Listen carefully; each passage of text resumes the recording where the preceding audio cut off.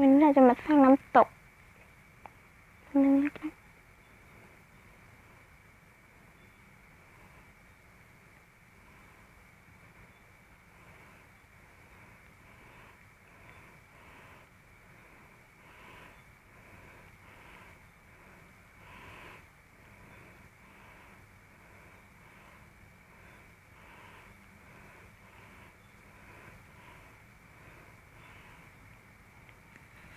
มีคนก็ถามว่าสร้างน้ำตกยังไงนะน้ำตกยังไงผมเลยจะให้ทำงานพอครับนี่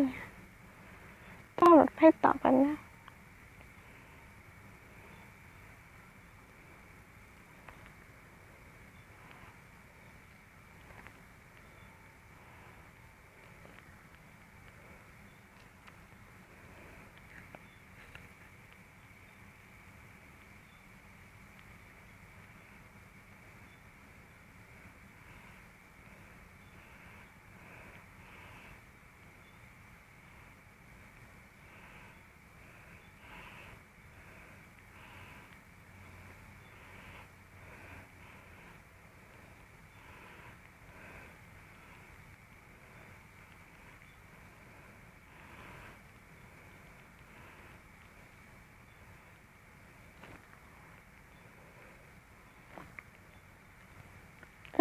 เปิดแล้ว